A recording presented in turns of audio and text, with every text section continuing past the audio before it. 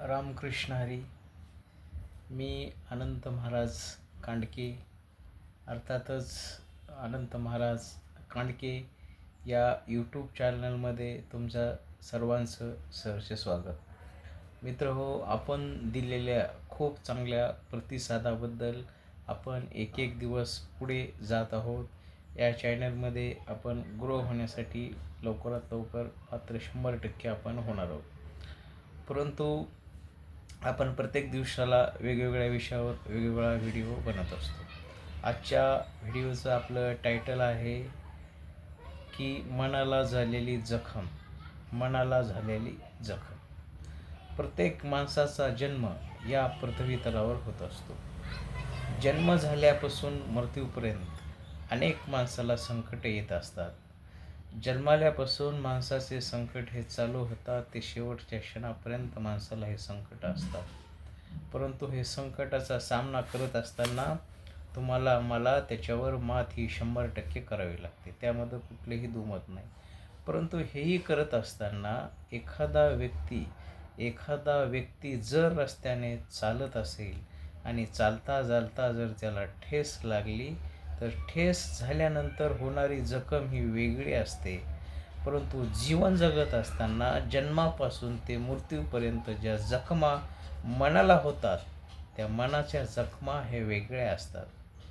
शरीराला झालेली जखम काही दिवसानंतर नीट होऊ शकते, परंतु मनाला झालेली जखम जी आहे ती खूप दिवसापर्यंत राहते. काही वेळेस लॉंग लाईफ पण राहू शकते. त्यामुळं आयुष्य जगत असताना असं वागा की आपल्या मनाला कुठलीही जखम झाली नाही पाहिजे. जीवन जगत असताना माणूस हा वेगवेगळ्या प्रवाहामध्ये जीवन जगत असतो. ज्याप्रमाणे नदीचा प्रवाह, नदीचा तरंग ओले नाडे वाहत वाहत वाहत समुद्राला मिळत असतो, त्याचप्रमाणे माणसाचं जीवनही हळूहळू अंतिम टप्प्यापर्यंत जात असतो. परंतु न कदाचित कुठल्याही जीवनामध्ये ज्या मनाला आपल्या वेदना होतात, दुःख होतं, त्या गोष्टी धरून न राहता पुढे जाण्याचा आपण 100% प्रयत्न केला पाहिजे. कारण की प्रयत्न केल्यानंतर 100% आपल्याला त्या ठिकाणी यश येणार आहे. कुठलीही गोष्ट ज्या वेळेस झाली त्यावेळेसची सोडून द्यायची, जास्त ती मनावर घ्यायची नाही. कारण की मनाला जर ती जखम झाली तर माणसाच्या मनाला खूप वेदना होतात. म्हणून त्या वेदना सहन न करण्याची वेळ कोणत्याही व्यक्तीवर येऊ नये आणि पुढे जाण्याचाच माणसानं 100% प्रयत्न करावा. एखादा विद्यार्थी, आता 10वीच्या विद्यार्थी आणि 12वीचा विद्यार्थी यांचे दिवस कशाचे आहेत? आता परीक्षा जवळ आलेल्या आहेत. त्या परीक्षेचा अभ्यास त्यांनी 100% हे परीक्षेच्या दृष्टीने त्यांना केला पाहिजे, हेही बरोबर आहे. परंतु मनावर घेतल्यानंतर आणि तात्काळतच साधं सहज घेतल्यानंतर याच्यामध्ये खूप जमीन आसमानाचा फरक आहे. परंतु हे कुठलंही न करत असताना चांगल्या पद्धतीनं अभ्यास करून मनावर गोष्टी घेऊन ती पुढं जाण्याची ही अत्यंत काळाची गरज आहे. मन करा रे प्रसन्न सर्व सिद्धीचे कारण.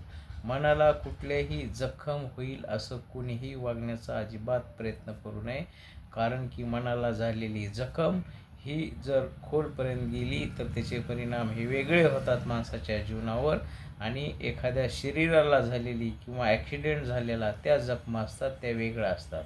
म्हणून जीवन जगत असताना आपली विचारसरणी, आपले विचार, आपली संगत, आपली वैचारिक पात्रता ही चांगल्या पद्धतीनं असण्याची ही खूप चांगली गरज आहे.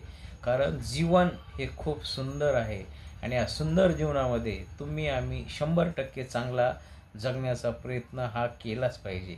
कारण हा जन्म पुन्हा येणे नाही. हा जन्म पुन्हा येणे नाही. हे जीवन पुन्हा पुन्हा नाही. जगामध्ये गेलेला वेळ, गेलेला काळ आणि गेलेला क्षण हा कधीही परत येऊ शकत नाही. म्हणून सगळ्यांनी चांगल्या पद्धतीनं वागणे, चांगल्या विचारसरणीनं वागले, चांगल्या संगतीत वागणे आणि चांगल्या संस्कृतीत आपल्या जीवनाचा अंतिम टप्पा प्रत्येक व्यक्तीनं जगण्याचा प्रयत्न करणे. कुठलीही गोष्ट जीवन जगत असताना मनाला लागन त्याशी कुणीही करू नये. कारण त्या जखमा ह्या कधीही भरून निघत नसतात. म्हणून असं जगा की ती जखम लागण्याची, ती आपल्याकडे येण्याची कुठली वेळ येऊ नये म्हणून प्रत्येक व्यक्तीनं जीवन जगत असताना सातत्यपूर्ण त्याच्या जीवनामध्ये दिनचर्या करत असताना योग्य पद्धती, योग्य नियोजन, सकारात्मक अन्न, वस्त्र, निवारा ह्या तर गोष्टी माणसाला लागणारच आहेत. परंतु हे करत असताना 8 तास कर्म केल्यानंतर त्याचा जो शेवटी आपल्याला सिद्धांत किंवा उपभोग घेता येईल कर्माच्या सिद्धांताप्रमाणे, त्याप्रमाणे आपण जीवन हे 100% जगायला पाहिजे. कारण याच्यामुळं काय होणार आहे की तुमच्या आमच्यामध्ये संवादामध्ये विचाराची देवाणघेवाण ही चांगल्या पद्धतीनं होणार आहे. संवाद वाढला पाहिजे. एखाद्या वेळेस आपल्याला एखाद्या वेळेस मनाला दुःख झालं, ते दुःख आपण कुठंतरी व्यक्त करायला पाहिजे. त्यावेळेस त्या दुःखाच्या वेदना ह्या सहज लपवल्या जातात. परंतु तेच दुःख जर मनामध्ये ठेवलं ते दुःख वाढत जातं. म्हणून कोणीही असं दुःख आपल्या मनामध्ये कोणीही न ठेवता आपल्या मित्र असेल, मैत्रिणी असेल, जवळचे नातेवाईक असतील किंवा इतर तुमचा जो असेल त्या व्यक्तीपाशी व्यक्त करणं ही काळाची गरज असते. म्हणून मनाला होणाऱ्या जखमा ह्या खोलवर असतात आणि ज्या चालता चालता ज्या जखमा ठेसा लागून होतात त्या जखमा ह्या वेगळ्या असतात. म्हणून जीवन जगताना सर्वांनी चांगल्या पद्धतीनं जीवन जगणं ही अत्यंत काळाची गरज आहे. कारण हा जन्म पुन्हा येणे नाही, हा जन्म पुन्हा येणे नाही. म्हणून जीवन जगत असताना चांगल्या पद्धतीनं तुम्ही आम्ही जगणे हे अत्यंत काळाची गरज आहे. आपण पाहतो की दिवसांदिवसामध्ये भारत देशामध्ये असेल, राज्यामध्ये असेल, दृष्टीमध्ये असेल, संवादामध्ये असेल, विचारसरणीमध्ये असेल, कुठल्याही संस्कृतीमध्ये वेगवेगळा असा हा बदल होत चाललेला आहे. आणि त्या संस्कृती जपणं हे आपलं प्रथम कर्तव्य आहे. वाचन संस्कृती असेल ही चांगल्या पद्धतीनं आपण जपलीच पाहिजे. त्यानंतर दुसरी सांस्कृतिक कार्यक्रमाची प्रवृत्ती असेल ती पण आपण चांगली जपलीच पाहिजे. कुठल्याही सण संस्कृती असतील त्या पण आपल्या जपल्या पाहिजेत. कारण त्या मनाला एक उत्तेजनार्थ करतात, मनाला प्रेरणा देतात. अशा गोष्टी तुम्ही जीवनामध्ये करा की त्या आपल्या मनाला प्रेरणा देणाऱ्या असतात. आणि मनाला प्रेरणा देणाऱ्या ह्या गोष्टी माणसाला खूप चांगल्या आणि उत्कृष्ट जीवन जगण्यासाठी प्रवृत्त करतात. कारण मन करारे प्रसन्न सर्व सिद्धीचे कारण. मनाला कधीही अशी जखम होऊ देऊ नका जी माणसाच्या खोलवर जाईल. म्हणून जगद्गुरू तुकोबरायांच्या सांगितलेल्या अभंगाप्रमाणे मन करारे प्रसन्न सर्व सिद्धीचे कारण हेच बरोबर आहे. कारण सर्वांनी सांगितलेले आता तरी पुढे हाची उपदेश नका करू नासा विषयाचा, जीवन खूप सुंदर आहे त्याचा नाश करू नका. क्षणोक्षणी हाची करावा विचार, तरावया पार भवसिंधू. गेलेला काळ गेलेला क्षण हा कधीही येणार नाही. म्हणून चांगली संगत, चांगले विचार ही काळाची गरज आहे. नामा मने केशव राजा, चालवी नेम माझा. ज्या जीवनामध्ये तुम्ही नेम ठेवलेले आहेत, जे सातत्य ठेवलेले, जी संकल्पना ठेवलेली, जे विचार ठेवलेले ते जीवनामध्ये तुम्ही ही पाळणं अत्यंत काळाची गरज आहे. मनाला कुठल्याही वेदना होणार नाहीत, जखमा होणार नाहीत. त्याच्यानंतर संत श्रेष्ठ ज्ञानेश्वर माऊलींनी सांगितल्याप्रमाणे आणि तुकोबारायांनी सांगितल्याप्रमाणे त्यांच्या विचारसरणीचा, त्यांच्या विचाराचा, त्यांच्या अभंग रचनेचा दृष्टांत आपण आपल्या जीवनामध्ये घेऊन तो परिवर्तन करणं ही आपल्या काळाचं आहे. ज्ञानदेवे रचिला पाया, तुका झाले सकळस. वारकरी संप्रदाय महाराष्ट्रामध्ये नवे नवे देशामध्ये तर हा उत्कृष्ट असा संप्रदाय आहे. आणि या संप्रदायामध्ये तुम्ही आम्ही कार्य करत असताना याच्या इतका आनंद कुठल्याही गोष्टीमध्ये मिळू शकत नाही. मनाला कुठलीही जखम होऊ शकत नाही. मनाला आनंद देणारी, प्रेरणा देणारी पंढरपूरची वारी असेल ही उत्कृष्ट असते. आयुष्यामध्ये हे करत असताना तुम्ही पंढरपूरची वारी ही करायलाच पाहिजे. कारण वारी केल्यानंतर आपल्याला जे अनुभव येतात 20-22-23 दिवसामध्ये ते जीवनातले अनमोल आनंद तुमच्या आमच्या मनाला हे प्रसन्न करणारे असतात. कारण ते क्षण, ते वेळ, ते प्रसंग हे अनमोल असतात. त्याचं वर्णन एका शब्दाही करता येत नाही. दरवर्षी अनेक दिवसापासून प्रत्येक वारीचा दिवस जवळ आला की सर्व आपल्याला आनंद वाटतो. माऊलींच्या भेटीसाठी, तुकोबांच्या भेटीसाठी, सर्व संतांच्या भेटीसाठी जी तळमळ आपल्या मनामध्ये आहे ती मनाला उत्तेजन करते. ह्याच्यामधले कुठलंही मनाला आपलं दुःख होत नाही, जखम होत नाही. त्याच्यामध्ये आपल्याला 100% आनंद वाटतो. दुसरी गोष्ट, ज्यावेळेस आपण मोटिवेशन स्पीच ऐकतात, उत्तेजनार्थ स्पीच ऐकतात, यूट्यूबवर वेगवेगळ्या घटना पाहतात तुम्ही, त्या ऐकतात. त्याही ऐकण्याचा चांगल्या पद्धतीनं आपण चांगले सुविचार, चांगले स्पीच, चांगले व्याख्यान सर्वांचेच तुम्ही ऐकायला पाहिजेत. कारण त्या देखील मनाला उत्तेजनार्थ करणारे असतात.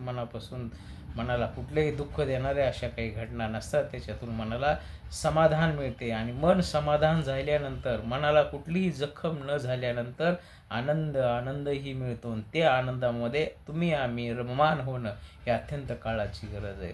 संत साहित्याचे विचार असतील, सर्व संतांचे विचार असतील, तुम्ही आम्ही आत्मसात करणं ही देखील एक अत्यंत काळाची गरज असते. कारण गेलेला दिवस, गेलेला वेळ हा पुन्हा येणे नाही.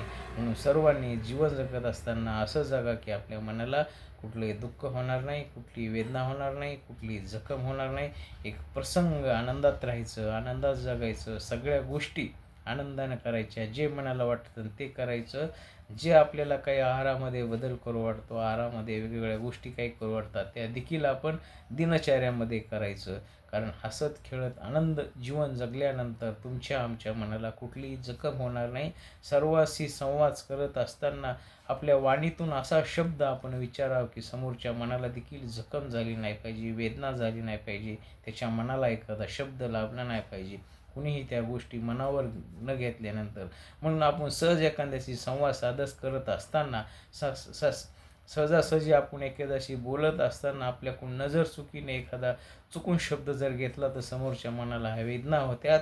त्या वेदना ह्या जन्मभर मानण्याच्या प्रसंगात राहतात. त्या जखमा ह्या कधीही भरून निघू शकत नाहीत. म्हणून जीवनामध्ये सगळी जखम ही माणसाची भरून निघू शकते, परंतु एखादी मनाला झालेली जखम ही कधीही भरून निघू शकत नाही. म्हणून असं चिंतन, असं मनन करा की त्या गोष्टीपर्यंत आपण गेलोच नाही पाहिजे, त्याच्यातून आपण बाहेर गेलो पाहिजेत. त्याच्यामध्ये आपण दिनचर्यामध्ये सकाळी उठल्यानंतर ज्ञानेश्वरीचं पारायण कमीत कमी दिवसातून आपण 3-4 ओव्या सकाळी आपण 10, 11, 15, 20 वेळाचं नित्यक्रम जर ठेवलं तर तो देखील आपल्यासाठी एक उत्तम आहे. तुकोबांच्या गाथेतील अभंग असतील, संत नामदेव महाराजांच्या गाथेतील अभंग असतील, वेगवेगळ्या अभंगाची संकल्पना रविवार अधूनमधून जर केली तर आपलं मन हे प्रसन्न राहते. त्या संतांच्या विचारातून, संत साहित्यामधून आपल्याला खूप अशा गोष्टी आहेत की त्या आपल्याला जन्मभर पुरत्यात आणि त्याचा आपण 100% फायदा घेऊ शकतो. कारण मन हे खूप सुंदर आहे, मन हे खूप छान आहे आणि या मनाला कुठलीही जखम होऊ देऊ नका. एक सतत कार्यामध्ये, सतत कर्मामध्ये राहा. आज जर आपण महाभारत पाहिलं असेल, रामायण पाहिलं असेल तर अनेक गोष्टीमध्ये आहेत. त्याच्यामध्ये आपण कर्ण पाहिला असेल. कर्ण हा किती दानशूर होता. कर्णाकडून आपल्याला बऱ्याच गोष्टी ह्या शिकण्यासारख्या आहेत. अभिमन्यूकडून ह्या गोष्टी बऱ्याच शिकल्या आहेत. प्रत्येक व्यक्तीच्या पात्रामध्ये, प्रत्येक व्यक्तीच्या घटनेमध्ये, त्या प्रसंगामध्ये, त्या ग्रंथामध्ये प्रत्येक गोष्ट ही मनाला वेदना, चांगली संकल्पना देणारी आहे आणि ती मनावर घेतल्यानंतर माणसाच्या जीवनामध्ये परिवर्तन हे 100% होणार आहे. म्हणून कधीही जीवन जगत असताना मनाला जखम होईल असं कधीही वागू नका आणि आपल्यामुळं कुठल्या तरी मनाला जखम होईल असंही करू नका. कारण ग्रंथामध्ये सांगितल्याप्रमाणे सगळ्यांचं मन राखणं, त्याची संकल्पना चांगल्या पद्धतीनं जीवन जगणं ही देखील अत्यंत काळाची गरज आहे.